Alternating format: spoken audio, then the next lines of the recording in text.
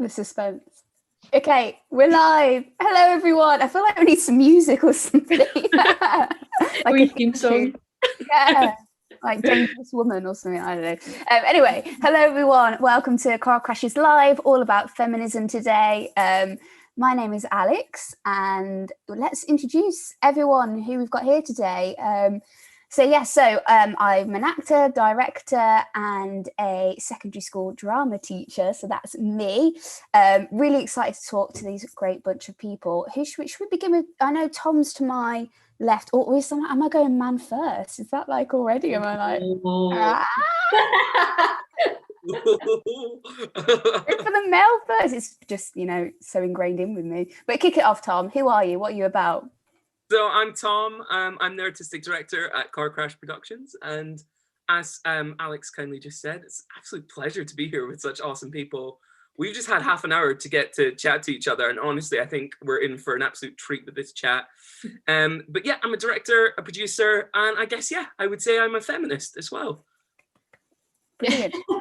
Well done, Tom. I didn't expect a medal for that, to clarify. That was some men would. Let's go for Alexis next, who's under Tom on my screen. Oh, wow, cool. Hi, I'm Alexis. I am an actress, singer, songwriter, playwright. Yeah. My journey to feminism was interesting because culturally I was taught as a child that it was in direct conflict with being Black.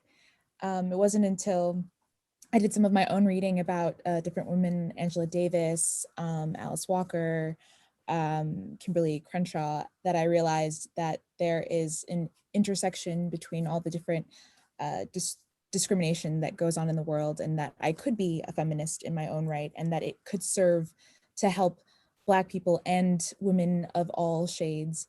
And I'm excited to be here. Yes. Exciting. Thank you, Alexis. Let's go for Rachel. Rachel, who are you?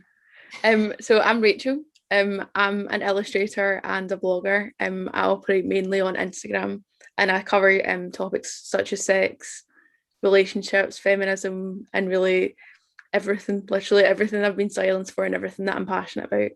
And I found feminism really, like, in all aspects of my life.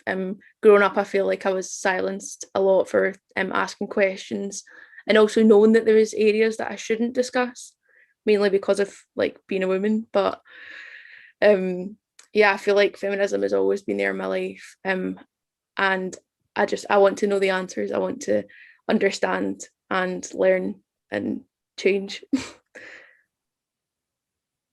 That's great. Thank you, Rachel. Let's go for Eleanor next. Hey, so I am a actor and a writer and a director and a creator and an editor. I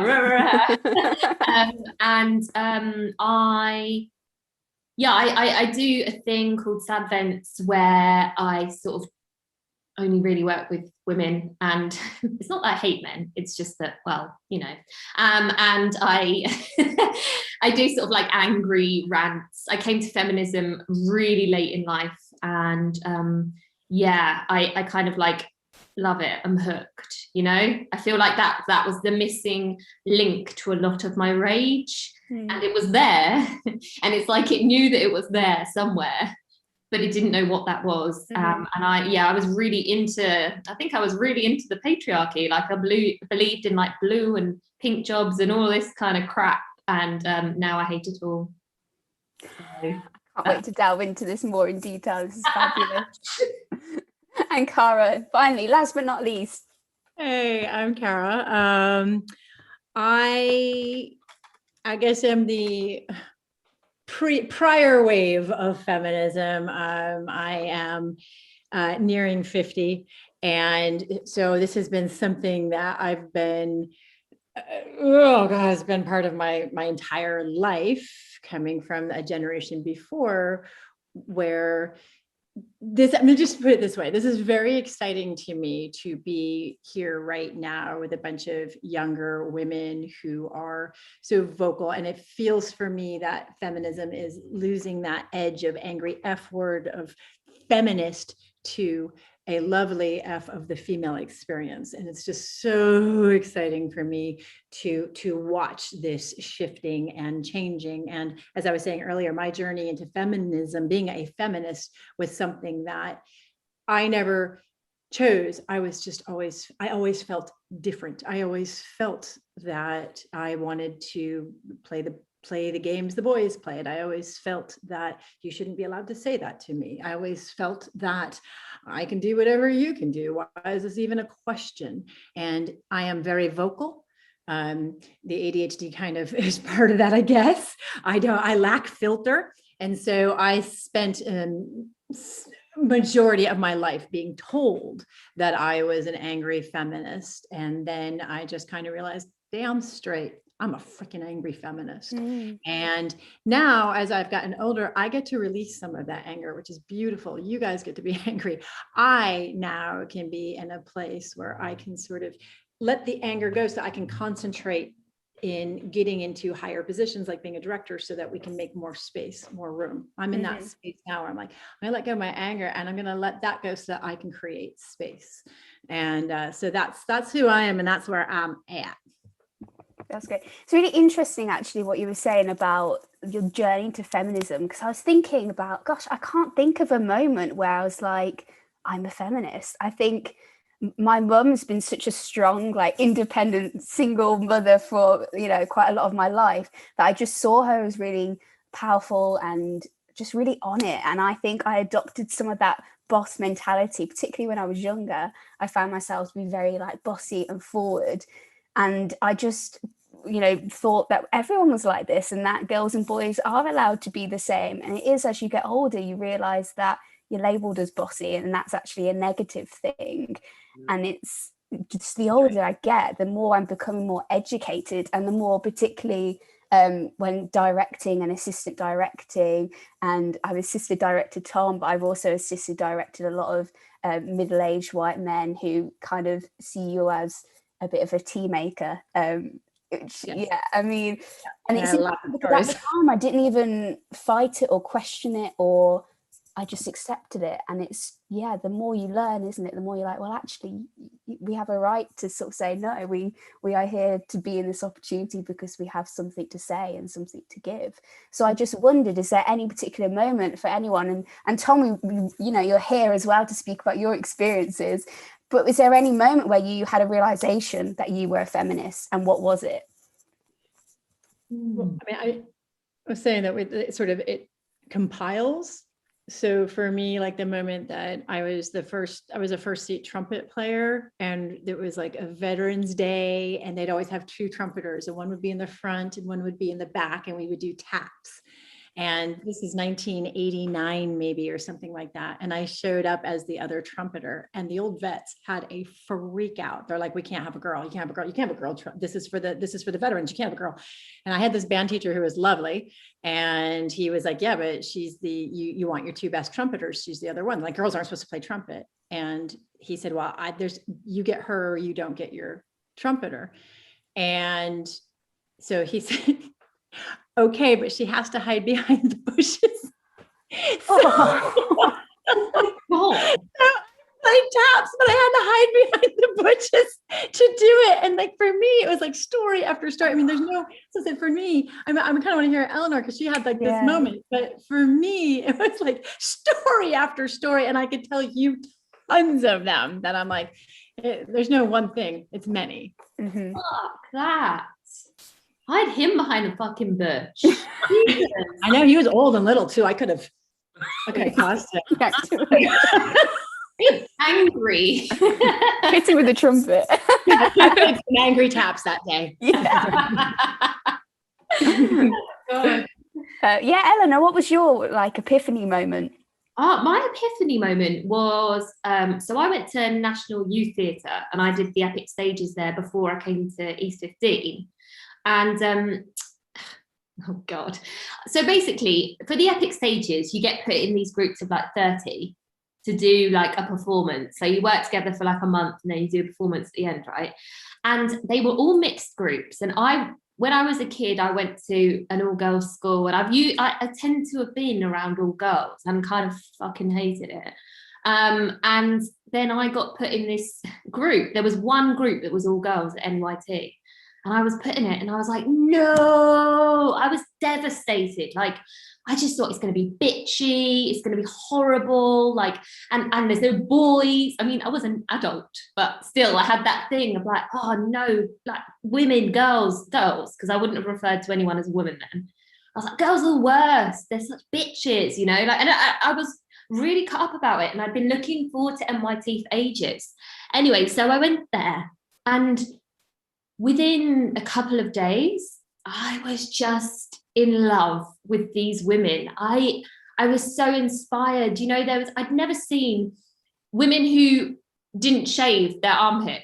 Like that was a new, genuinely new thing, like in 2017 for me. I was like, oh my God, how liberating. Like, and I arrived in the first couple of days with like a full face of makeup for fucking rehearsals. Hello. And I was like, you know, very sort of like together and oh my God. And they didn't care about that. And they cared about the substance and they weren't bitchy and they were supportive and we did have a really great time. And I don't know, I think being around those women just opened my fucking eyes to, you could do this. You know, you don't have to wear a bra. You don't have to. It just suddenly hit me, and I was literally just in. We used to do a sort of circle at the beginning and the end of the day, and it just suddenly hit me, and it just came out, and I was like, I identify as a feminist now, and yeah, I think that it was so changing, that whole experience. Exposure is nice. I love like working with really powerful women. There's something about it and just feeling so inspired, but also really motivated as well. You're like, if they can do it, then I can do it. It's such a lovely feeling. Rachel, what about you? Yeah, so I feel like I'm a bit like a mix of both. Like, I don't feel like there was ever like a specific moment. It was just lots and lots and lots of small moments always. I feel like there'd always been like unwritten rules and unwritten rules that I was supposed to follow and that we were all supposed to follow and that people were performing. Like that's how it felt to me. It was like everyone just had this rule book and they were just going off it, and that's not, I didn't think it was right. That's how I felt. And I'm still quite young. I only just turned 20 like not last month, 2 months ago. So like I was like, I used to watch a lot of YouTube. I mean, I still do, but that's where I kind of found my feminism first, was watching a lot of people talking about the issues that I wanted to know about, and hearing them talk about it just like filled me with so much like answers and joy. Like that's how I felt I'm listening to people and like I feel heard with the things that's been going on in my head, all these unwritten rules that I'm supposed to follow that I hadn't felt like I'd been living up to. And you know, I was also trying to like think of a pinpoint moment as well, but when I was in New York, which was 2016, so I think I was 15. I think I was 15. And I bought like my first like feminist books, and I feel like again that's kind of how I found my my place in feminism at first, was through all these books. And honestly, like I feel like now it's just flourishing, and there's still so many unanswered questions that I still have and still need to learn about, and that's how I feel about my feminism and how I find it. Yeah, it's so interesting. I feel like the more I start to educate myself and read, actually the more complicated it can become, isn't it? Because simply in my head, feminism was just equality between men and women, but now it's like almost grown a bit more than that to me, and it's that freedom of being able to do what I want because I'm a woman, and the realization that I've been doing things because I thought that's what I was meant to do. Like simple things like, I don't know who mentioned it earlier about shaving armpits. I'm not sure who mentioned that. Yeah, that was me. Yeah. But the fact that we actually have a choice, we don't have to do that. Like that's such a new concept to me. You literally don't have to do it. Yeah. It's so mad, because I feel like ever since I've been able to grow bodily hair, I've just assumed that you had to remove it. For sure. And I actually remember very distinctly, this is going to get TMI, but dangerous dialogues here. I remember very distinctly getting armpit hair when I was like maybe 12. TMI. And it wasn't my mum, it was actually my stepmom who said to me, oh, I've got you some anti-hair remove some hair removal cream, let me show you how to use it. And it wasn't a case of, do you want to?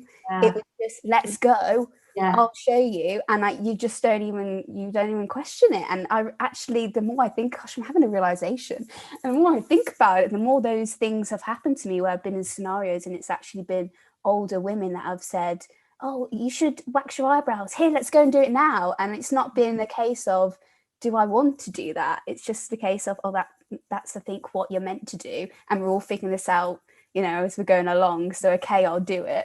But you also have to have the personality to be okay with people really attacking.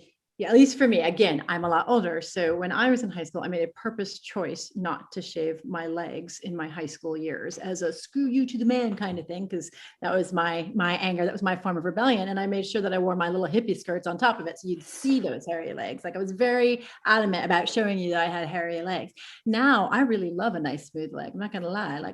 And this is, so I think, like, you have to be okay with people giving you so much grief. You've got to have a thick skin to go, like, it's not just, we do have that choice, but you also have to choose to not let it affect you, the same way as I was opposite of Eleanor, where I felt like if I had lovely nails, if I shaved my legs, if I wore makeup, then I was going against my feeling of feminism, that I was doing it because I had to. And then for me, my journey was, oh my God, I like to shave my legs. I like to wear makeup. And not to sort of like run this session, but I was kind of curious because Alexis and I are of the same country, and I feel like there's also been a little difference in sort of the push in America versus the push in UK. That's been really interesting for me as well. And then Black America versus this is where it starts to get really complicated for me as well, where I thought in my younger years that I was doing the push for all women, and then finding out now that there's also within this feminism, as you were saying, this sort of like break and division in, heritage and culture. I'm like, oh my gosh, this is the more aware we become, the more confusing it becomes. And I'm like, I think I'm doing my part, maybe I'm not. Right. So there's so much more, like you say, that kind of. It does. It gets so complicated. And then little things like, like liking the color pink. Okay, I like the color pink. Does that still mean I'm a feminist? Like, you can really end up overthinking it. Or cooking a meal for your boyfriend and being like, well, hang on a minute, does that mean I'm a feminist if I cook and clean? Like, try really getting married. It. That's a weird one when you're a feminist. Yeah, and getting married and then also taking their name. Does that mean you're a feminist if you take their name? It can really get very complicated by overthinking it, really. Yeah, I think it all boils down back to choice. Like, I acknowledging that all my choices are made by me, and I've actually thought about it. And I've thought about it independent of other people, or even including other people's input. But my voice is still the primary voice when considering all my choices. And it's just so crazy because there are so many choices. Just being a human, there's just so many choices. I'm very indecisive. The tyranny of choice. So, and I think, Eleanor, what you were saying before about how, like, you were eating up the patriarchy. I think a lot of men and women and other genders, I don't know about other genders if they're really eating up the patriarchy as much, but if non-binary people are eating up the patriarchy, but people who eat up the patriarchy, I think it has this weird sort of freedom to it that, oh, I don't have to make a choice. Yeah. For the people who don't want to think about things, they're like, I don't have to think about it because it's already been decided for me and I don't want to question it. I already have a lot of bills. Again, with the intersection of different things, classism, it's hard to be a feminist when you're poor and you're like, well, this man is paying my bills. How do you want me to be a feminist your way when I have to be a feminist in my own way that feeds my children? Like, it's so complicated. And especially too, like, before we were saying with Black America. So I'm American, I'm a Black American, I'm a Jamaican American. And so I'm working with 3 different cultures that have 3 different ways to talk about feminism. And growing up, I lived a kind of when I was living with my grandparents, it was, you're not allowed to whistle because that's not ladylike. You're not allowed to sigh. You're not allowed to sing. Yeah, so it's very like, you have to have that mindset, and then you go to your Black American friends and have a different mindset of, oh, I'm gonna shake my ass, but to fit in, but I also don't want to shake my ass, but I do want to shake my ass. Can I just shake my ass when I want to? It's a tricky it's a tricky Can thing. I just shake my ass when I want to? I really I just What? Sorry, what do you say? Can I just shake my ass when I want to? I just really want it on a t-shirt. It feels like I don't know. I feel like that's what I'm going to take away from this. That is a great t-shirt. We'll get some merch. I want to take that. It's mad though when when you talk about how different things and how you grew up affects it, because I think we all overarchingly got the same sort of general shit about men being up here and women not being, right? Interesting. I know that I did get that as a kid, and I think I mean from a societal kind of point of view, like so not necessarily from your family or even your friends, but I think like just in a worldwide situation, that is the message that's pumped out. Absolutely. And yet we all have different ways of our experiences with that. I think that's interesting. I think the experience for me anyways, I mean, I guess the one advantage of getting older is that there's actually a lot of advantages, and we need to talk about that too. Getting older and being older as a woman, it's a very interesting experience in itself. But what I've gotten to watch, kind of what you're saying, Eleanor, is like all these different sort of forms of feminism coming in and the conversation changing and the movements that happen, but also my own version of feminism and how that has changed. And kind of going back to what Alex is talking about, that kind of like, what do I think about being pink? When I was doing the dishes, when he was my boyfriend, it was fine. But when we got married and I was doing the dishes, then I'm not supposed to be a housewife. What am I doing? I'm doing fucking dishes. And it was like, you're just doing dishes. So it's like all of these things that start like, and you start changing as you get older, your own views of who you are as a woman and what I don't need to be angry about. And that's okay that I really like men. And there's things too where I'm like, in the bedroom, to be honest with you, I like a man, like, so I have my own gender things that start to play out as well, which Rachel, when you start talking about all that sexuality, there's a whole lot of feminist beliefs that are wrapped up in, we're not just talking about a gender, we're talking the booty shape, we're talking about a sexuality versus a sensuality. I mean, it's just big mess of stuff. Yeah, because like I was saying as well, like my journey from feminism from like the start from now, it's like it's always changing and I'm always learning more and finding the intersections between feminism and race and class. It's like everything you have been saying, it's just there's so much to it. There's no one solution, it's multiple. It's you need to keep them all going at the same time together to be able to like reach a point of equality and reach a point of togetherness and understanding everyone and everyone's experiences, because like even all of us in the group right now, we're not going to experience feminism in the same way because there's so many intersections between like individuals and as well as groups to how we feel with feminism and our experiences with it.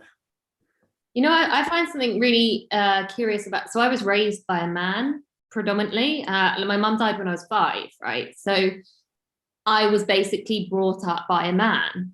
So I'm like, and I kind of always have, I referred to myself as like 90% a boy for a lot of my life, which is really weird. And I guess like I didn't have the language to understand that or to articulate what that meant to me, or, like what I was in a place where I was like, yeah, I'm sort of like a boy. And it's like, no, that's not what you're saying. What you're saying is you have traits that you have been told associate with men, and you've got that because you were raised by a man, and that is, but I didn't have that language. And I find it interesting as well, because though my dad never sat down and was like, this is feminism or whatever, because I mean, probably he was of the age that that's not a conversation he was going to have been having, right? But I also was never, ever, ever brought up in a way where me being a woman was something that was I don't know, that something was bad, you know, like, and even to actually it went the other way, like I've never done any fucking cleaning in my life, and you know, like any of the stereotypes, they were not in this household. Like he did my sewing, he did my wash, you know, like, and because there was no mum, he actually probably picked up a lot of the those gender roles that a woman would have been doing anyway. So I didn't really see at being brought, I didn't see that. I didn't see a woman doing all those things. I saw a man do all of those things. I saw a man have to pick up that motherly, womanly thing. So I think in a way that maybe actually delayed my epiphany of feminism, because I think maybe it took me a while to get into the world to be like, not all men pick up the equal tab, you know, like not all men are like my dad, you know, that's not necessarily the norm or whatever, and then it sort of makes me realize like, oh yeah, I just have all of these qualities, and I didn't really see the gender thing so much because it wasn't in my household or whatever. So I just find that sort of conflict really interesting as well.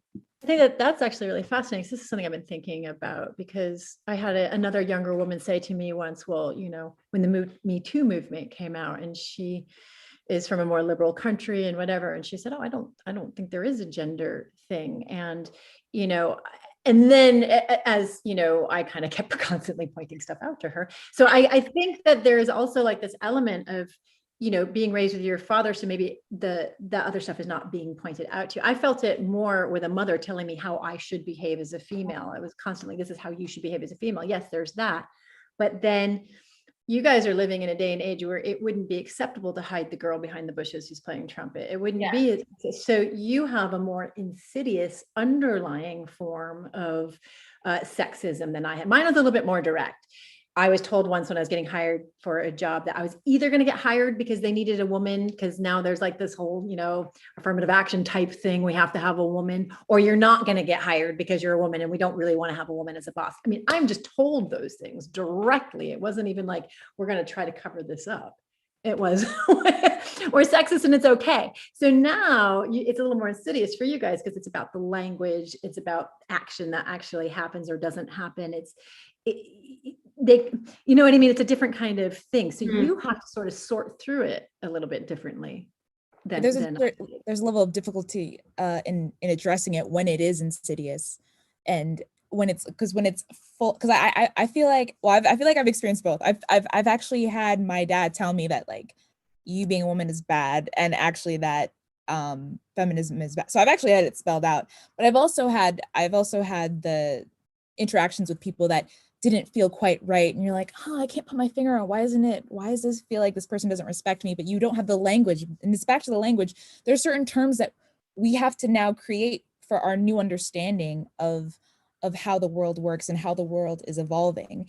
And I thought it was so interesting when you're saying that you're 90% a boy, because I think there's this thing that happens where you don't see yourself as a woman or a girl, or even for James Baldwin, he had a really good quote. I'm going to paraphrase it.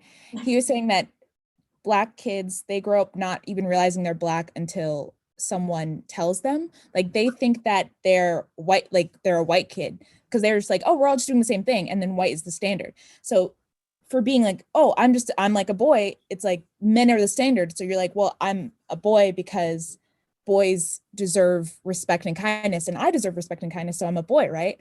Yeah. And it's permeating the subconscious of like how you see yourself.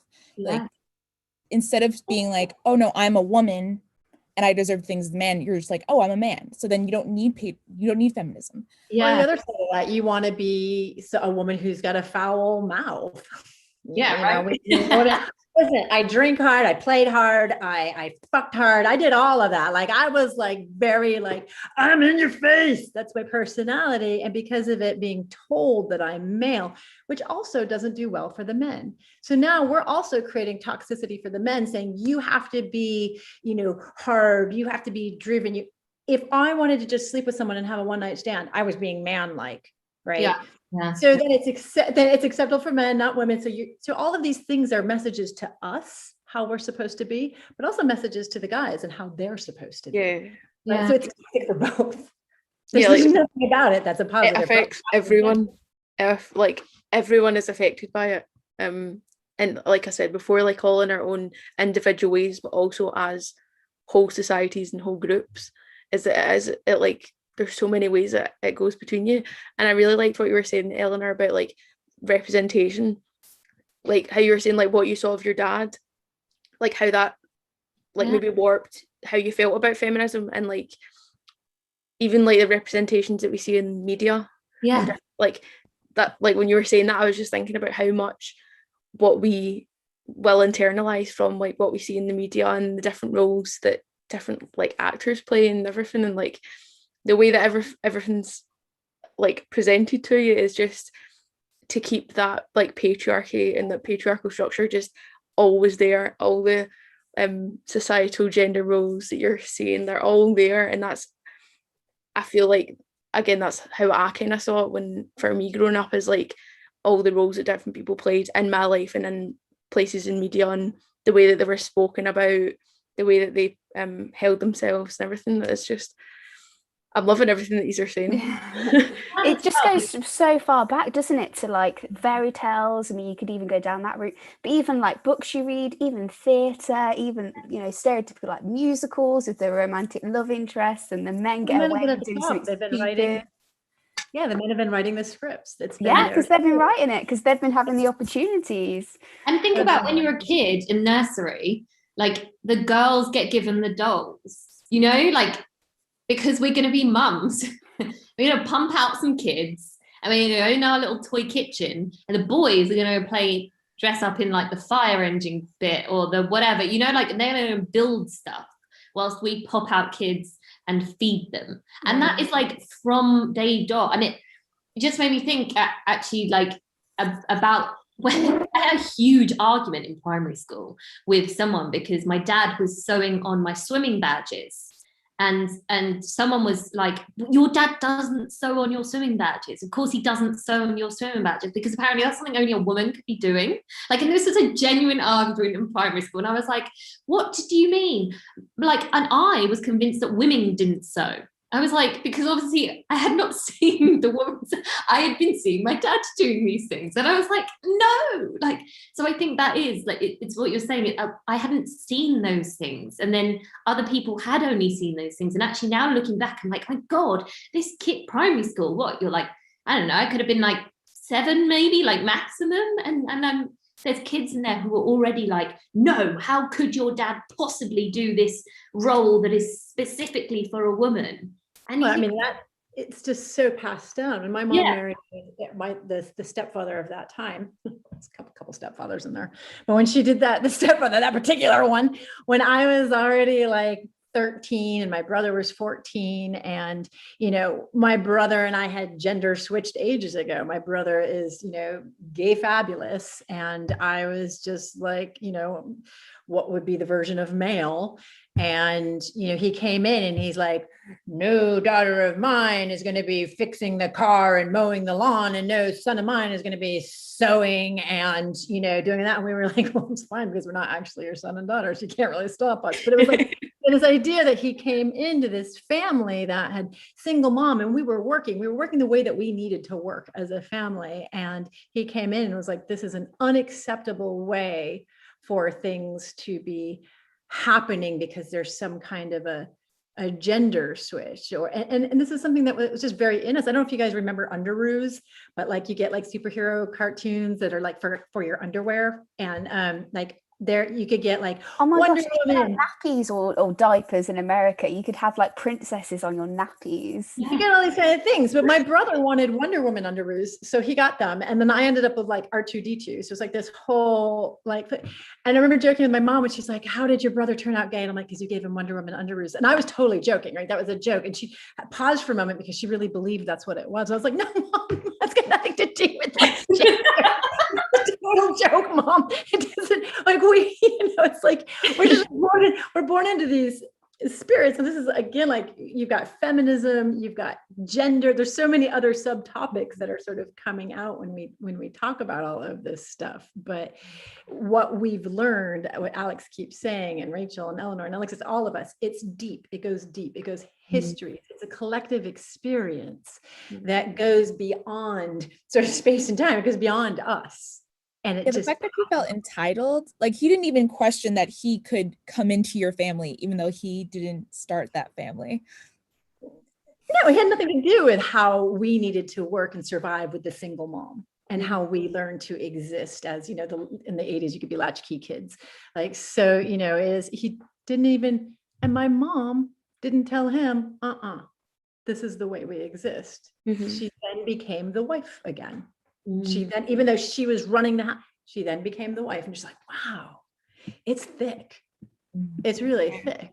It's the power structures as well, like what you were saying about him, like your your like stepfather coming in and trying to just take over, and like again, it's those unwritten rules that he thinks that he has and that he actually like does have because of that power structure. Is like he's walking in like, guess what I can do? I'm doing this. He's not even like, guess what I can do? It's like, I'm doing it and you can't say anything about it. Especially like what you were saying about your mum as well, is like when things happen like that, like with that power structure, we do feel like downplayed, and you can't speak up sometimes. Like you're saying, like with your mum, it's like it's hard to be able to speak up to people who are holding that power structure over you. And that can be individuals again, and or like full society, like I've been saying loads. It's so like there's so many ways that we experience it, and it's just it's so heavy. Entitlement, isn't it? It's and I think it's kind of going back to what Alexis said. It's really, really important, like Rachel, to like come out of this is it's in the language. I think one of the most important things that can happen is to change the language, and sometimes that's harder with the people who actually support us. Like if I have I've had discussions with people with men that I've loved as friends or partners, and I've said, please don't call me a girl.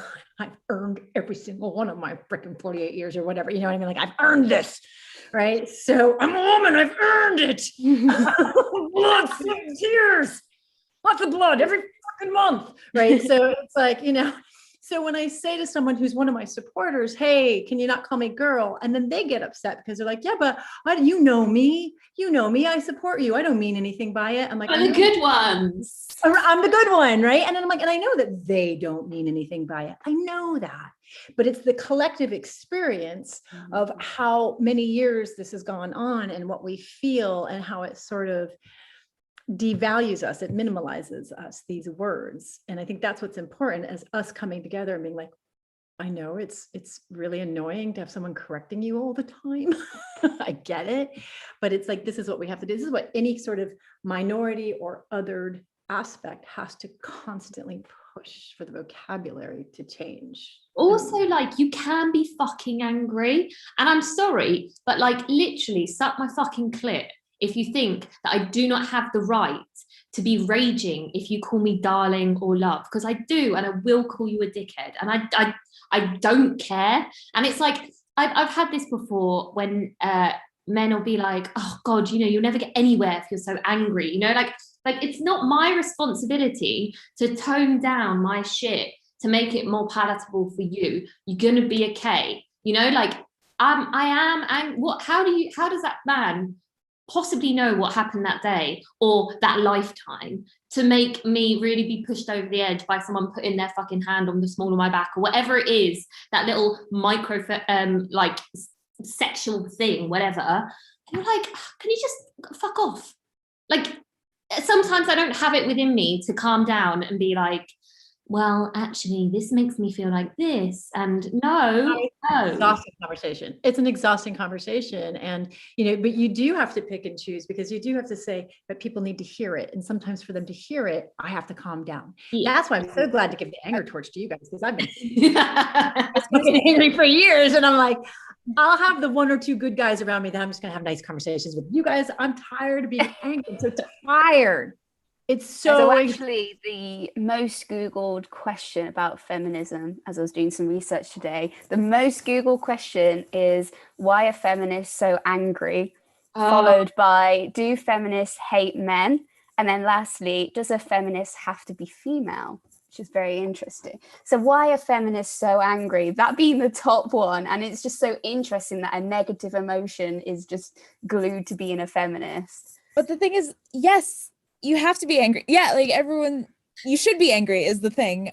Also, though, I wanted to say on the flip side, I want to have like a space for women, a safe space for women to be able to speak softly and to understand that not every woman is in a position to be allowed to yell. Like I've calmly addressed something, and then I was told that I was aggressive, and then someone actually accused me of assaulting them. And so I'm not in a position where I can yell, because even me just speaking in a normal tone, someone can accuse me of assaulting them and it be taken seriously because of the way I look. So I feel like, back to that whole intersectionality thing, it's for the women that are allowed to, that can yell, or in a circumstance where in that circumstance they can yell, that is awesome, that is great. But also have a heart and like compassion for the women that aren't in a position to yell. And like Rachel was saying before about the power structure, sometimes it might not even be an individual thing. Sometimes it's speaking to the head of your school. Sometimes it's speaking to the CEO of your company, and you're not in a position where you can just flat out be angry. Sometimes anger is calm. Sometimes anger is steady. or And diplomacy. I mean, this is, Yeah. you learn as a boss or as a director, or to affect change. And this is funny that I'm saying this, because I actually am still angry, and I have been for years. But at the same time, I'm also aware that if I want to be able to hold space for all these generations to come in, and that includes the young men, then I have to come into things with a level of diplomacy sometimes that allows things to be heard, that pushes the agenda further and forward. And like you said, Alexis, for women who aren't in that position, like when I travel, I'm a big traveler. So I was doing a documentary on women around the world. So if I'm in Thailand, or I'm in Cambodia, or if I'm in India, like that's the other thing that I think is interesting. You can't take our Western world version of feminism into other people's cultures. It can be dangerous for the women that are there. And we have to sort of start, it's like you start maneuvering the minutia when you're doing a lifelong cause. This is a lifelong cause, and I'm watching it move forward, and I'm watching it globally move forward, but there has to be different ways that we come into it. We need to be able to be fucking angry. Yes, that has to happen. But like you're saying, I think we also need to know when to come in a little bit softer. I know now I'm heard better when I'm softer, because when guys want women to be soft, okay, there's that. But there's also a space where you come in with love, and that empowers.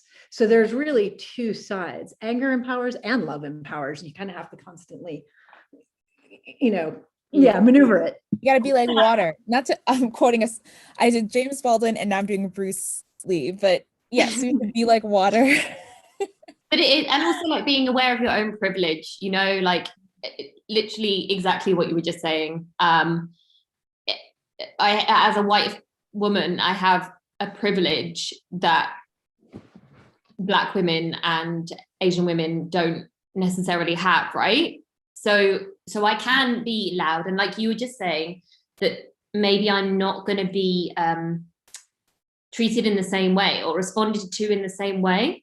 And yeah, I think you're totally right. And it's just like acknowledging that is there, and sort of being like, okay, yes, I want to fucking rage and I want to scream. And I know that I'm in a position where if I do rage and scream, I'm probably not going to get the same reaction. So could I shut the fuck up and let someone else talk calmly who's in a position where they can't do that? Or could I orchestrate using that privilege to give them a place to say how they feel, but again, like we were saying, intersectionality, like that's just being aware of whatever your privilege is in that particular fucking struggle. Exactly. And because it's changing, it's forever changing depending on the circumstance that you're in. Because I had to come to terms with, there are certain situations where I had more privilege and I wasn't used to it as a Black woman. I was like, oh, I have privilege in this situation. I have to like help out a person who is in a different position than I am. And then it goes for, I mean, that can go for anything too. It goes for age. It goes for like, okay, I am now the woman who is, you know, in the age range of boss status. So now I can, you know, calmly and diplomatically come in so that I can make sure that this younger woman is safe, because the younger woman doesn't know how to use her voice in the same way. It's either going to be stifled or angry, right? And it's much harder as you take this journey to find the in-betweens, which I'm still discovering. But point being, it all goes back to, why are we angry? Well, let's talk about why we're angry. I'm angry because we have to have this discussion about how we have to maneuver in minutia. You know what I mean? Like, we're angry because we have to sit here and have this discussion, right? That's the truth of it. True. I loved what you were saying, Alexis, about how anger doesn't always have to be loud. I thought that was really, like, when you said that, I was like, oh my God. It's so, like, because it's sometimes your anger doesn't need to be shouted about. Sometimes you don't have to say it to lots of people. You just have to, if you have the ability to do so, having small conversations with different people to change their behavior, and maybe that will go further and stop reinforcing like very negative and harmful roles, like all the roles that we were talking about. Yeah, I just think being able to, like, again, what you were saying, Eleanor, about like going to your theatre company, and you were like, you saw all the people with like hairy armpits, not wearing any bras. It's like, even being able to see like small representations of what you can become, and that aren't the stereotypical view that you've been taught by the patriarchy and by society, is so, like, it is so powerful to be able to have those wee individual moments of understanding other people and understanding different ways that you can become and change the world in your small bubble, or in the world, in the big world. We can never measure our impact. Sorry. Oh, no, go. That's all I was going to say. We can never measure our full impact. So it's, even if you think that you're just having this one conversation could lead to a greater, something greater. Yeah, it's representation, isn't it? It's like seeing a thing. It's seeing that stuff, you know. So for example, literally, if I hadn't have gone and seen those women who were that way, I would probably not be a feminist now, you know, like, and that's that's fucking huge, because now I make art which is very fucking feminist, you know, like, and I'm borderline obsessed with using social media to show what women really are, rather than what airbrushed bullshit Hollywood wants to pump out, you know, like. Right. That's right. I mean, and it's just sort of like, God, there's so many thoughts that are running through my mind right now with everything that we're talking about. I'm like, which one do I draw from? But it's just, I mean, the fact is that if you had told me, you know, some 40 years ago that I was going to be sitting here with a bunch of amazing young women and male, that we were going to be having this discussion as openly, to me, even, it's just like, it's that ripple effect of saying what we're doing, and especially as we're all in the arts of one form or the other, right, is that we get to double push the envelope as women and as artists, and we get to say our job is to normalize what hasn't been normal before. The fact that I just went to East 15 as a much older student to go back for my MFA, and I sat in a classroom filled with young female directors was absolutely exciting to me. I mean, I spent years banging my head against the wall as a female director, and to be able to see that. I ran a company called Groove Mama in New York City, where I literally just thought I was with me and a couple girlfriends, and everybody's like, oh, you're running a feminist company. You're running.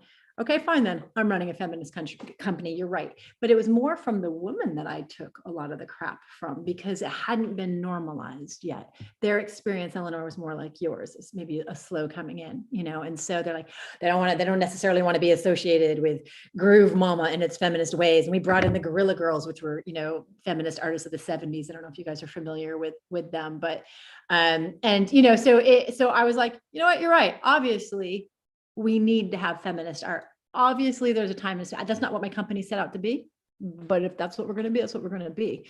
And you know, that first year we did a festival, Wonder Woman Festival. I had a couple of artists. By the next year, I had so many females that I was producing in this festival that I had to move out of my own theater and go to a bigger theater because there was so much need for it, so much cause for it, you know. And so now I am watching us move forward. We need to have those screaming, angry movements, the Me Too's, so that we see how many of us are feeling this. That's just as important as having the small, rippled out, peaceful conversations where you just kind of allow yourself to be heard and the person that you're with allows themselves to hear it. And that's important too. So it's just this constant amount of work that we have to do to keep rippling it out, pushing it out. Yes. I feel like part of me didn't know there was still a need. I think sometimes I know I took for granted some of the work that's been done before me and that how it needs to keep going to stay current, because a lot of the sexism that I experienced in East 15, I was very shocked. I was like, I did not know this was still a thing. That's what I mean. It's so subtle now. It's much more subtle now. So when people are like, oh, it's not a thing anymore, I'm like, my ass, it's not a thing anymore. Until we have an equal amount of female directors at the top. I'm not just talking about who you hire in. Until we have an equal amount of women writing these scripts that we're talking about. Until I can talk about my vagina openly and sexually and talk about my old vagina that's going through menopause and not be made to feel bad about it. Until I'm getting paid the same on the dollar. Until we don't have to have women's shelters for the women being beaten. Until I don't have to explain to you why, again, at this age, I mean, there's so many untils, right? But it's a bit more insidious because, oh, we can vote. Oh, we can make choices. The biggest thing I've seen is we can make choices to be mothers. Doesn't mean we're not a feminist. We can make choices to wear makeup. It doesn't mean, or to not, or to be hairy, or to not to be hairy, or to work, or to not work. You know, we're moving. Yeah. We're moving. It's exciting. We're moving. It's such an ongoing battle. Like the way that you're saying that, it's like, yes, we can vote. Yes, we can do all these things now, but that's not the end. Like, if as long as every day goes on, we will keep going, we'll keep fighting, we'll keep battling. Like we need to, like, that for like survival, like literally survival. And then you guys will get older and you'll start realizing this sort of, now you're dealing with, Alexis, you're going to get like triple slammed. You're going to be a Black woman, you're going to be a feminist, and you're going to be old. Sorry. So it's like, you've got like, you know, what it is to be a female, aging and ageism and going invisible. And you were not of value if you didn't have a child. We haven't even discussed that stuff yet, guys. Like, let's talk about the sort of marriage and your expectation to have children. And so, Rachel, you're right. It's going to be a consistent thing, and your views are going to change. How come I go to the doctors and I'm told I'm just hysterical? No, I'm in menopause and I've got anger coming out of my fingertips, right? So how can we, you know what I mean? It's like, these are things not discussed. Once again, you start realizing, oh my God. And that combined with things like mental health. So like, oh my God, fucking Jesus Christ, help me. But like the amount of times, and I know I'm well aware that men have a fucking shit time through mental health as well. And I get it. I can't help but look at society and think if patriarchy wasn't fucking things up, then actually they get an easier ride as well. So potentially feminism is going to save a lot of us, but whatever. The amount of times that women that I know of and myself have experienced it have gone to speak about mental health issues, and it's just like, you're just a bit anxious. No. Or hormonal is yes. what I get. Hormonal. Yeah. Hormonal. Is it the time of the month? Which time of the month? Which fucking time? Like, because I'm angry every day. You know, no. Oh, you're just a bit upset. You know, you can just be a bit sensitive.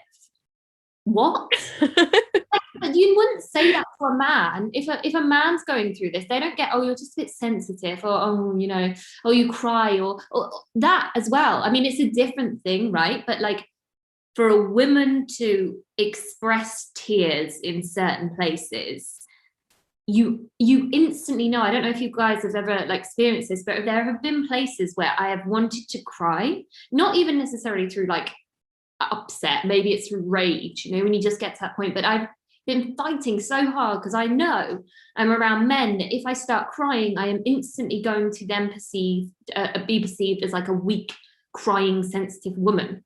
Oh my gosh, Eleanor. So this happened to me about a month ago. I had a really stressful week where there was like job interviews and all sorts. And by the end of the week, I sat in the office and my mentor, who is a lovely man called Duncan, shout out to Duncan, but he just asked me, he was like, are you okay? And you know, you just feel it coming. But I remember the first thing that went to my head was, don't cry, Alex, because you'll look weak. And I kept it so in until eventually it just like exploded into this, like, you know, you just cannot stop. But I remember thinking, oh no, that's so embarrassing. Oh, they're going to pity me. Oh, because you work so hard to be strong and confident and, you know, establish yourself in the workplace. So to show any sign of weakness, you feel like it really is going to affect your place there, even though it's like one time. Yeah. And it ties into the whole womanhood thing. I think it pulls back to this idea, you know, like, oh, hold on, so I'm heading towards 30. Are you going to be having babies at some point? Because then obviously I'm not going to be useful in a workplace. You know, I'll be taking way too much time off to like make a child in the oven or whatever and like give fucking life to the world. I'm fine. And I think it pulls back to that. So then if you cry in that place, you're just sort of like highlighting the fact that you're a female. Ah, yes, now I remember you're a woman and you cry. Now you're weak. Now you couldn't possibly be able to stand up for things. And again, I am aware that men also repress their emotions, but I think it's for different reasons. And same idea. You're weak if you cry. And that's what's toxic about that, is you're weak if you show somehow emotion has become feminine. And I tell you, it works in the opposite way too, that when I have been very solid and very solid and very solid, I get very upset when somebody will only hear me when I cry. Like, you have those men who like, oh, now she's soft and vulnerable. Oh, I need to help her. She needs to be okay. So I can say the same thing over and over and over again. Say, I don't like it when you do that. That really hurts my feelings. I don't like it when you do that because it feels like this. I don't like, finally, I'm crying. And then it's like, oh, what? Then they're going to listen to me. And I'm like, okay, so I can only be listened to when I'm crying, and it makes you feel like damsel in distress. Damsel in distress. Damsel in distress from day one fairy tales. Yeah, exactly. I think it comes back to identity. Like seeing a man cry, it invalidates his identity as a man because that's supposed to be feminine. I think it's an attack on femininity, which is really just humanity. It's just a part of humanity. Crying is just a physical condition. Peeing is a physical condition. Farting, like it's not. It's insane the way that we've attacked a human condition just to attack femininity, which both men and women have. And it makes you violent if you hold that stuff in. And that's where so much anger and violence comes from, right? So your body naturally needs to release. Also, I love on the flip side. So I can't be emotional, good God, no. But when I'm stony and stern and don't show any of my emotions, I should also be burnt at the stake as a witch. You know, like, okay, so which fucking woman do you want? Do you want the one that's going to literally crack open your balls, or do you want the one that's going to cry and faint everywhere? Well, you don't want either. Well, you want they don't want women to talk at all. They don't want women to talk at all. It's the result. Okay, this is the big discussion I just had with a fellow person, is that I have it's the being cut off thing. Right now, we're all cutting each other off. It's fine. We talk like this and we're trying to be respectful, but that's communication. That is to a degree. But do not cut me off in the middle of something that I'm saying that I need to get this train of thought out. It's something that is important to me, or there's a topic, to cut me off to tell me that I'm pretty, or to cut me off to tell me that they love me. Because to me, whether that person means it in a bad way or not, I know they don't. I know that they're just really like loving what I'm saying, but it comes from years of being cut off because we're a female. I've been a director for years and had guys go, oh, you're really sexy when you're intense. And I'm like, you know what? You're really fired. Like, it's so like, there's this lack of understanding of what that feels like, whether they mean it as demeaning or not. It feels demeaning. And to be able to say, okay, I've been cut off again, right? Then you're a bitch, because then you're being insensitive because they're just trying to help you. They're just trying to say a nice thing, right? So it's this cycle. But the cutting off thing, loads of articles about that, especially in the workplace. Men just cut women off. Not from ADHD, but because it's a power thing. It is. It's such a power thing. It's the way it's like you were saying about your stepfather from before. It's like coming in and just feeling like they have the power to be able to say something like that and just doing it. And again, I said this already, but just like being able to do that where you can't even challenge it when it comes up, or so like sometimes you can, sometimes you can't, and it's just like these reinforced like ideas, like the way that all those things happen. Like when you were talking about being instructed, all I was thinking about was it's just been the like election in Scotland for our next parliament, and I've been watching like all the leaders debates, and all of the party leaders are male except Nicola Sturgeon from SNP, who won, but Nicola Sturgeon gets cut off all the time, literally in all of the debates. Every single debate that they had like on the TV, she was cut off by all of the other party leaders, the like interviewee, like the person who was interviewing them. It's just, and she's the leader. She won the leading party, but she's still being cut off by them all. It's you know what's really great about that as well is that, so she's been cut off and cut off and cut off and cut off, right? And you have this for women, right? And then they flip because no one's a fucking machine, right? And then the rage comes. And not always, again, like we've discussed, there's a place for calm rage, men fucking killing people, you know, like just like it gets to a point. But then calm down, dear. You need to calm down. And it's like, I'm gonna murder you. You know, what other choice do I have? But that is such, and it's like men want to get you to the point to being a hysterical woman, which I feel like we probably all experience various degrees of like gaslighting, and it's so triggering for me because I can just think about how not very long ago for hysteria I would have been thrown into a cell, you know, like and that's what men did to women, like, oh, she's hysterical, and that's just yeah. I mean, just the wording, hysterectomy, hysteria. I mean, it's also, again, it's the language. That's where it comes from. That's where it comes from, right? So it's like you got to think about like how you know, we have moved forward, but it is so very steep, those power controls and the, you know, and how it's so part of us that it is subtle. And so then when we bring it up, it looks like we're being these bitches. It's kind of like you damned if you do, you damned. And we're expected to play all these archetypes. I'm the virgin, I'm the whore, I'm the angel, I'm the, you know, there's just the mother, the teacher, the nurturer. If a guy has a strong personality and he says what he wants and it's on his mind, they don't call him a strong man, but I get called a strong woman.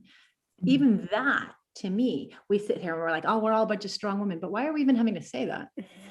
What is that in its own self, right? Like even that is a weird thing, that if we have a stronger personality or a strong woman, I don't even understand what that is. As a Black woman, that term is so triggering, being a strong woman, because I've gotten that a lot of oh, you're a strong woman, so you don't need to be protected. You're a strong woman, you don't, that pain you feel, that physical pain you feel, not real. Like I went to the doctor and he's just like, he like slowly explained to me, you don't poop out of your vagina, you know? And I was like, boy, I have had a vagina for 28 years. I definitely know I don't. But yeah, just it goes back to minimizing the real pain that I as a woman feel. And there's also this weird thing of when you're being called a strong woman, because also we don't associate being strong with being a woman. So sometimes people are almost using that as an insult in a way, like it's a compliment and an insult at the same time. And it shouldn't be that way. Again, back to language, it should be that, of course, women are strong. Like even like, I kind of don't like the term pussy because like, oh, you're such a pussy. You mean a portal for life? Yeah, I'm a big pussy. Betty White says. This thing takes a pounding. What are you talking about? Alongside the words as well, we actually had someone write a comment on this live on YouTube saying that they were filling out their CV and the only option they could click on was salesman instead of saleswoman, or salesperson, salesman. Yeah, it's just so embedded in the language, isn't it? Miss, I have to choose Miss or Mrs. or Ms. or, you know what I mean? Like you have to But like make it's just Mr. Yeah. Just Like Mr. working in a school, they know I'm not married straight away because I'm Miss Shinnick. Whereas, you know, all the male teachers, it's just Mr. They don't even have to think about it. They don't have to answer it. But they meet that, oh, you're not married then. It's like, well, one, does it matter? Yeah. Well, for the children though, they really, because I work with kids too, like they really don't think that you're an adult until you have, you know, kids, and which is fine. I never turned into an adult. I'm okay with that. Like, but there is this sense, one, because that's what we're trained in society. There is that a woman is supposed to have children. That is her womanhood. That's when you have arrived at your womanhood. But two, because they are children and they do see, you know, their parents. So there's a little bit of just complete naivete in that, and that's fine. But for the most part, they're being taught that you, as I remember telling one of my little girls that she didn't have to get married. And it was so novel to her. And apparently she went back and told her mom, and her mom came to the school and said, are you the teacher that told my daughter that she didn't have to get married? And my first instinct was, I'm in trouble. I'm in trouble. Oh no. And I said, yes, I am that teacher. The woman actually was a lovely woman. And she's like, about time somebody told her that. She's like, that's awesome. And I was like, oh, this is averted. Like, you know, think, I don't know how I'm going to be responded to when I tell children they don't have to have babies, they don't have to get married. How are the parents going to respond to that? We have very heavy religion in the American culture that tells us. My mom would have been pissed. My mom would have been pissed. Hey, exactly. It is that whole thing, that baby making thing as well, though, you know, like, again, so I'm starting to notice that even down to like basic things. So like I've started to get targeted with the what they blue, you know, the pregnancy test things. Yeah. Oh, the clear blue adverts. Yeah, adverts come up a lot now in my Facebook perusing and stuff like that. And I'm like, fuck off. Like, fuck off. And that's not even the worst of it. They're obviously targeting me from that age, and that's marketing, whatever, I get it, right?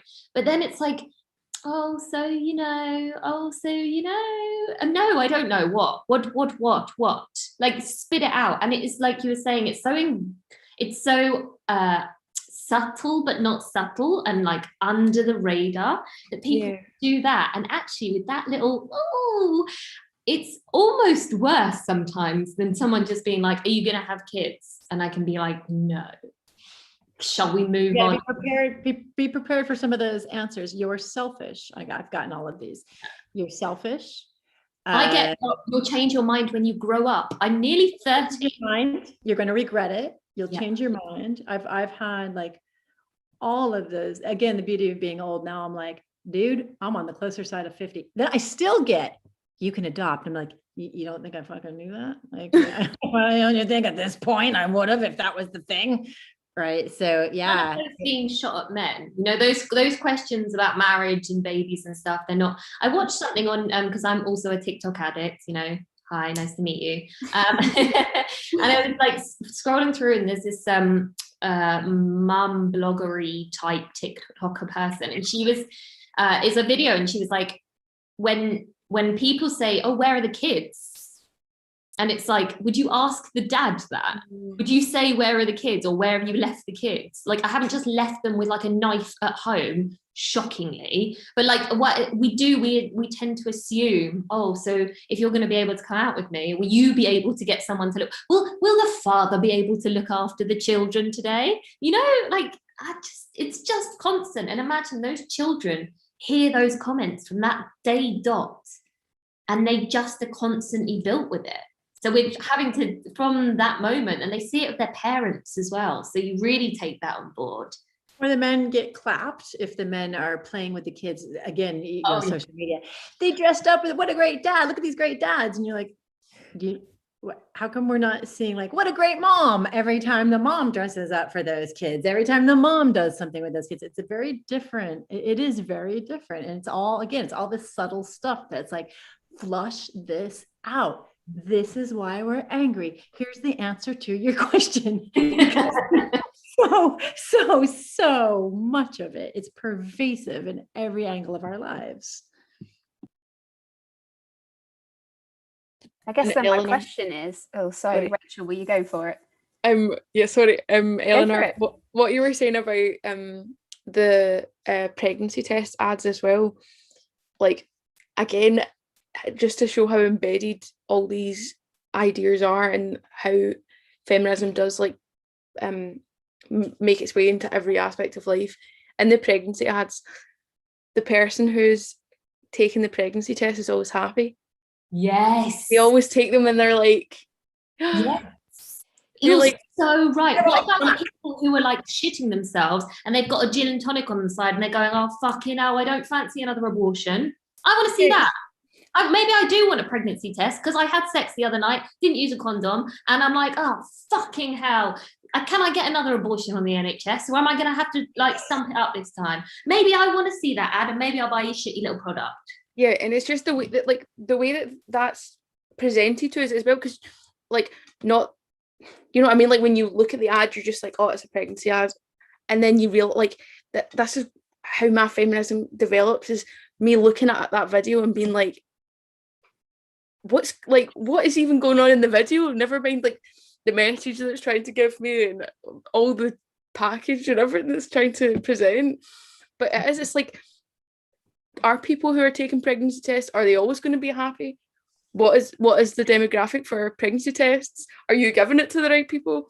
Are you providing the aspects that they need? Like, if people are taking it for, if they don't want to be pregnant, like, why are they not showing that? And the amount of people that do take pregnancy tests for that reason is, like, it's not supported and it's not represented, and that again is breaking up the way that we can progress further into into our feminism, is because these things aren't answered and they aren't spoken about like widely, and they need to be, and you need to see a sad person seeing a pregnancy test on an ad, because that's people who take pregnancy tests will be sad, and it's just not shown. And that's obviously just one example of a tiny aspect of Gosh, even feminism. adverts in general, like adverts just infuriate me a lot of the time when I look at them. And like, you just made me think of like tampon adverts or pad adverts where they refuse to show blood, and it's like they use like blue drip. Or it's like a happy woman leaping in the air because she has wearing white. Like, no, she's cramped. She's cramped. That hurts her. Why are you making her do that? That hurts on her. a bike. And she's worried that she's going to get a blood spot, and we have to be ashamed of it because you show blue. Yeah, and you think if that's that, then like I was just saying about like abortions. I mean, you can't even show real period blood, so we're not even going to touch on the fact that maybe some women want to absolutely get rid of a kid, you know, like and not a kid, or not have a kid, or maybe sometimes women have sex without protection, or, you know, well, we don't talk about any of these things. So we just, I don't know, it's just like instantly, it's men can have sex, right? Men can have sex with whoever, and it's sort of like, well, it's the woman's problem, you know, like, because we'll be the ones who will have to deal with it and stuff. And they're just pumping out seeds, you know, like that's just what they do. And I try not to get a girl pregnant, but well, it doesn't really matter because you could still fuck off, right? And women aren't even given that. We're not given that blurb. I mean, maybe some people are, but in my school, we weren't talking about abortion at all. We were talking about how your school life would be ruined if you got pregnant. Yeah, you're left with a shame bag. Yeah. Have any of you seen I May Destroy You? Yes. I'm going to watch it really soon. I'm honest. It's been on my watch list forever, and I've never watched. You definitely watch it. I'm just going to say one thing. It's not a super spoiler, but in terms of when we were talking about addressing blood, like from the vagina, that show addresses it. Yes. Yes. And again, the power structure. Sorry, Cara, you can go. No, the power structure with those things as well. I know a lot about I May Destroy You. I just haven't watched it yet. So like I've not seen it, but I know that they talk about stealth and which is the non-consensual removal of condoms during sex.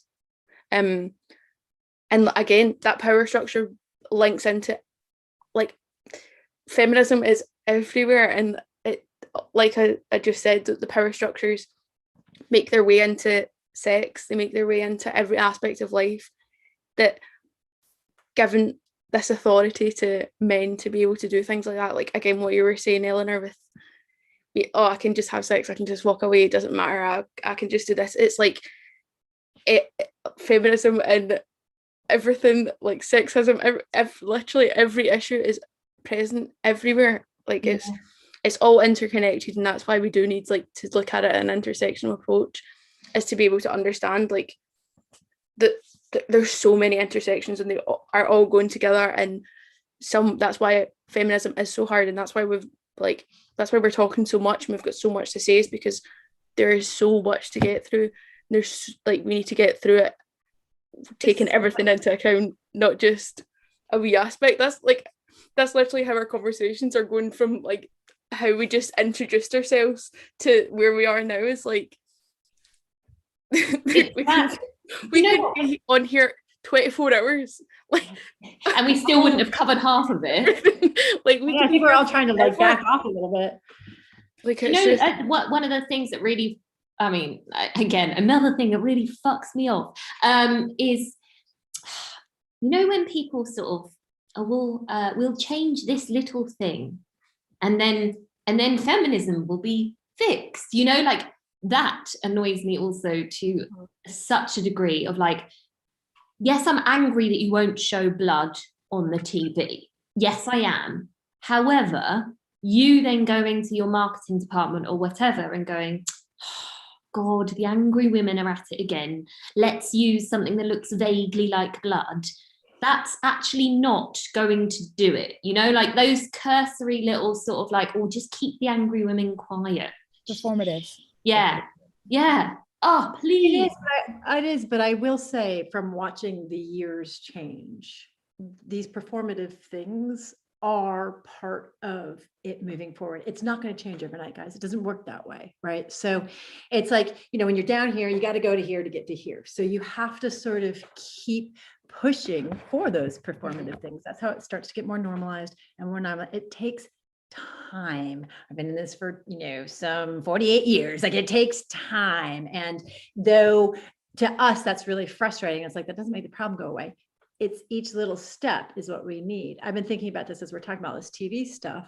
I've been thinking about going back to school for my PhD and how the changing archetype is going to be changing the scripts coming up, our future in storytelling and script writing, and how I had watched this thing saying that, the reason that some of these characters, these bad characters, Breaking Bad, have been enjoyable is because people can just sit back and not relate to it.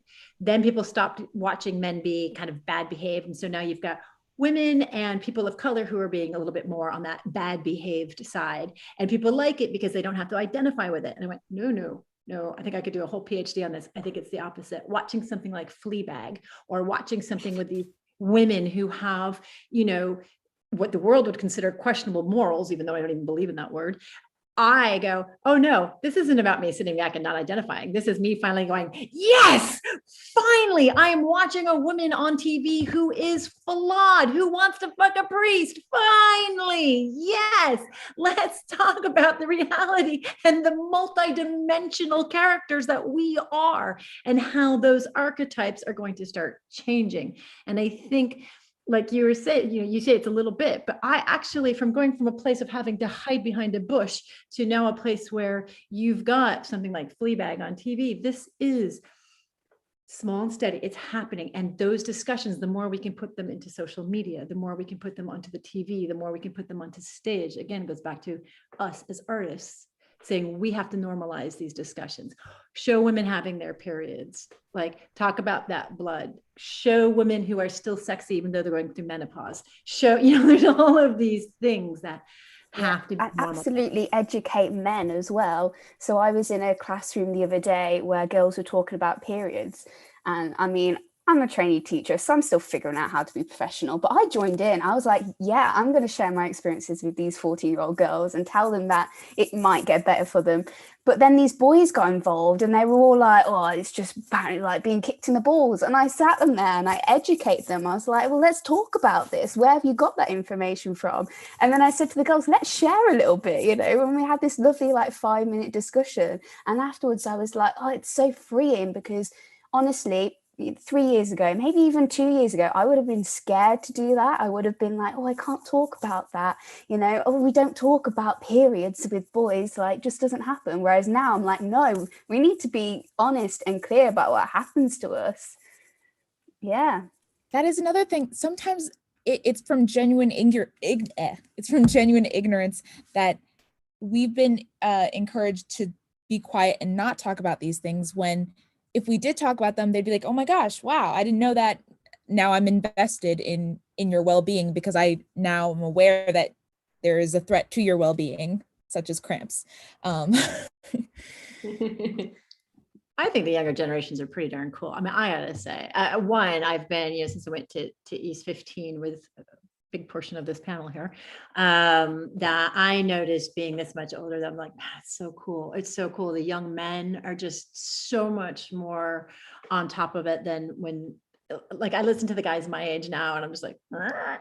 And versus the younger men that really are, I mean, it's still out there and it's still frustrating, but there really is this movement forward. The young men are becoming more, they're talking about girls having periods. They're making sure that there's tampons put in bathrooms, which is another thing. Tampon tax, screw you, right? So we should have like these tampons in the bathroom, right? So there's much more dialogue amongst the younger generation of men that is happening that did not exist when we were in school. I mean, you couldn't even say you were gay back when I was in school. Like, it's just, so it is a very different kind of mentality, and it is pushing forward, but you have to keep, again, the conversation rolling. These are all the things that we're mad about, because it's so many layers. We're mad that we have our period every month.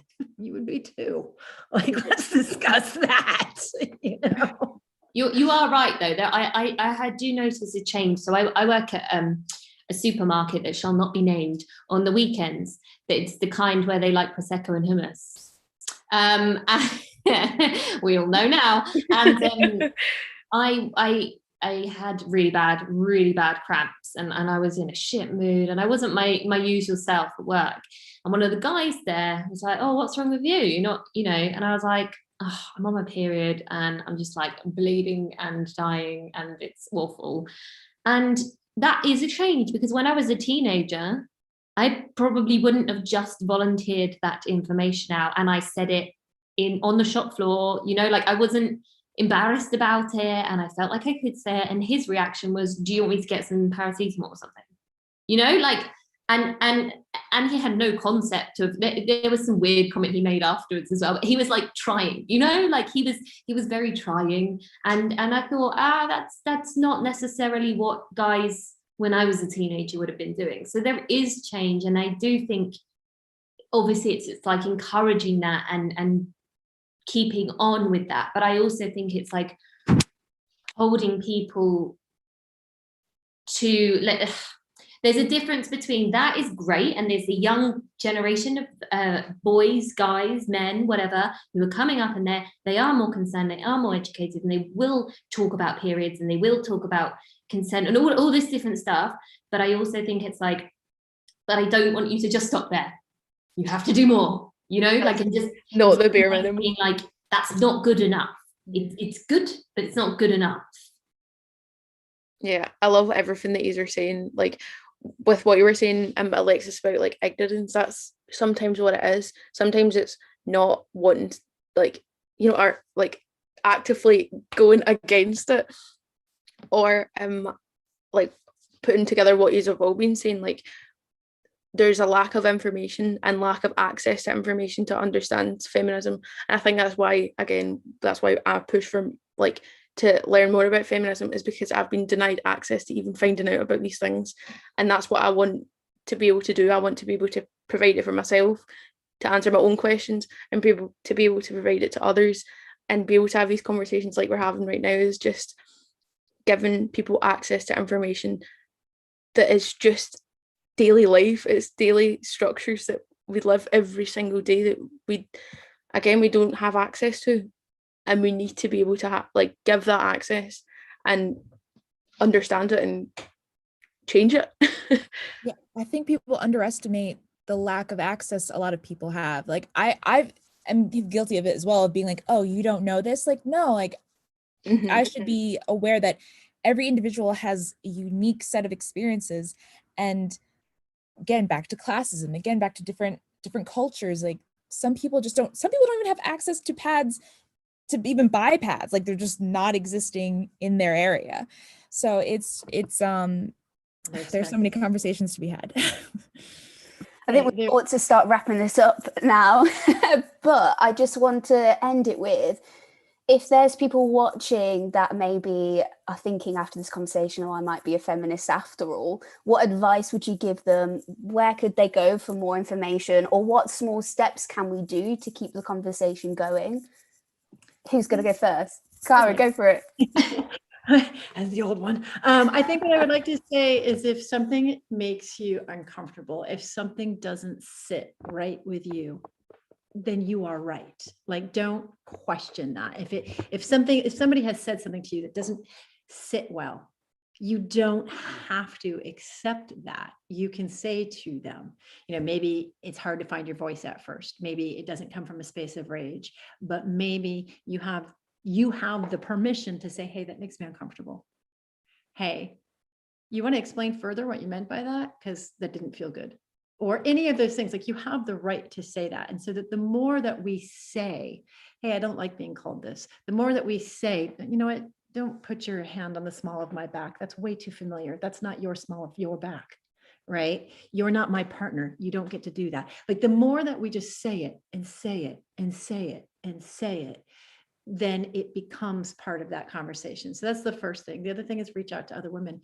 Kind of what Alexis was saying, it's also about the information. You don't even know where to begin. You don't even know where to ask. You don't even realize that these thoughts that you're having, that these things are insidious. That seatbelts were designed for man, not woman. Like, there's so many little day-to-day things that we just don't even think about. They weren't designed for us because we were not at the top. And let's not fight each other. If someone of color says, I don't feel like I'm part of this movement, then we need to find a way to make them into this movement. If someone who is older who says, I never was, what do I need to do? We need to embrace our sisters. That's the biggest thing. Stop judging our sisters. Morals have no place in this, right? This is about a feminine voice and energy. You don't have to think of yourself as a feminist, but you have to think of yourself as a woman and the future of that. That's my soapbox. Soapbox.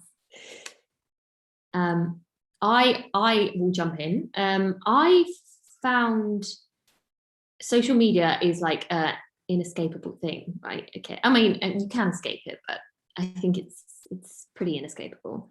And I think that it could actually be quite powerful for the good. For example, we're all having this conversation, right? And that was off the back of the social media thing. So, like, looking at your feed and clearing the fuck out of all of the negative shit, like this, I know there's still stuff that will creep in, but like, I found from an educational point of view, because again, that thing of like access to different information, and like, I'm dyslexic and I have dyspraxia, so like, I'm not about to be reading any fucking books. It's not going to happen. I might whack on an audio book, but I can consume media really easily through blogs or through Instagram pages that I really like, or like I follow like literally the best and like loads of different things, and I sort of have started to build a Instagram that really serves my growth and development. And I think if you're already on Instagram or Twitter or wherever it is, start to create your own social feed that like will educate you in a way that you can take in. Find people from all different backgrounds who are singing similar but different messages of that feminist thing, and really use that. And I think also looking at how you use it yourself. So like, I went for a big change in my personal social media, and I now basically use it to be just awfully honest, like just fucking awfully honest, and probably oversharing and need to learn about boundaries at some point in my fucking life, but here we are. And I think if you feel the inklings of, God, I'm being so fake here. I find myself putting something out because I feel this is what a woman should be.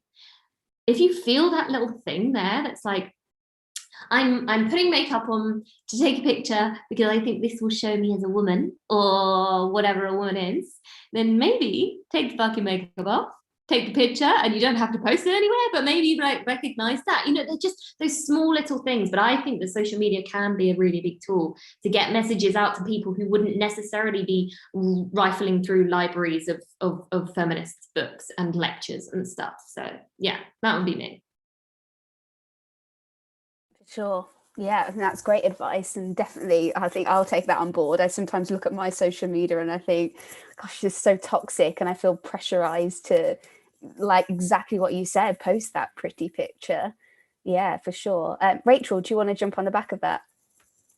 Yeah, I was going to go on what Eleanor was saying as well.